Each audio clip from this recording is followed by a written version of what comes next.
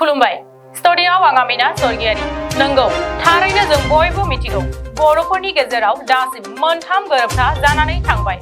जेरै सेथियाव बिएसि नैथियाव बिटिसि आरो थामथियाव एबसु एनडिएफबि आरो इउबिपिअनि सागाननि गेजेरजों बिटिआर गोजोन गोरोबथा बे थामथि बिटिआर गोजोन गोरोबथाखौ माखासे सान सिगां गुवाहाटी हाइकर्टआव सानसुमा कुम्बुल बैसुमुथि दिननाथ बसुमतारी आरो बिपिएफ दोलोनि माखासे दैदेनगिरिफोरा पिआइएल होनायखौ जों नुनो मोननाय जादोंमोन बेनि हेंथायैनो दिनै चिरां जिल्ला बिजनि दख'रा एबसुनि बानजायनायाव दिनै बिजनि नोगोराव पिआइएल होग्रा सुबुंफोरनि हेंथायै उथ्रिसारनानै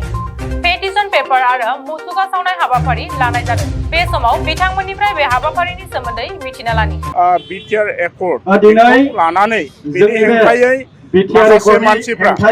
बड' रायजो दैदेननायाव राजेन बसुमतारी दैदेननायाव एकर्डनि हेंथायै आसामनि हाइकर्टआव बिथांमोना पिआइएल होनाय जादों फाइल खालामदों दा बेनि हेंथायै दिनै बै फाइल पेपारखौ दिनै दुलाराय बर' फरायसा आफादा सारा आसाम नाङै सावनाय जादों आरो जायफोर बिथांमोना जायफर दैदेनगिरिमोना बे हाबाफारियाव जुरित दं बिथांमोननि मुसुखाखौ बे हाबाफारिखौ लानायनि थांखिया बेनो मानोना बर' माहारिया गोबां माने गोलाव सम सोमावसारनायनि गेजेरजों थांनाय 2020 नि 27 जानुवारियाव जोङो थामथि जि एकर्ड बिटिआर नामै जों मोननाय जाबाय आरो बिटिआर एकर्डआव बयनिबो जि बाउसोमनाय बयनिबो सेक्रिफाइस जिबन बाउसोमनायनि बिनिमयाव मोननाय बियो मोनसे फिथाइ दिनै बे फिथाइखौ बिथांमोना मा होनदों गावसिनि पलिटिकेल लाभालाभनि थाखाय गावसोर दिनै बिटिआर इलेक्सनाव देरहानानै पावाराव फैनो हायनि थाखाय दिनै मेगन गोसा जानानै जिलियासि जानानै बिथांमोना दिनैहाय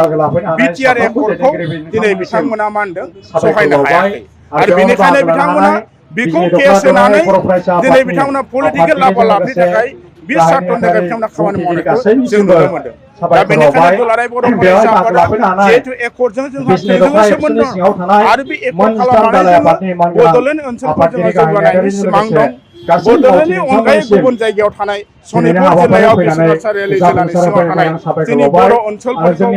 थांनाय बिटिसिआव 95 बर' गामिफ्रा जिहेतु डिसपुटेड जानानै जोङो सोनो हायाखै बेखौबो इनक्लुजन खालामनानै जिहेतु एकर्डआव दं दिनै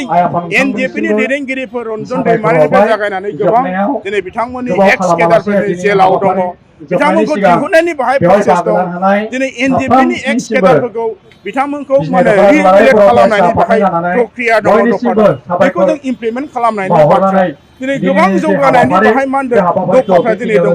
दिनै बेखौ बिथांमोना सहायनो हायैया जोंनि थाखाय जोबोद दुखुनांथाव आरो बिथांमोननि बे खामानिया बर' माहारिनि मा होनदों जातीय बिरोधी बिथांमोना खामानि मावनाय जादों जातीय द्रहिनि बिथांमोना रल लादों आरो जातीय द्रहिल' नङा दिनै देशनि दरिद्र जि मोनसे नेचार बेखौ बिथांमोना लानाय जादों मानोना बे सुक्तिखौ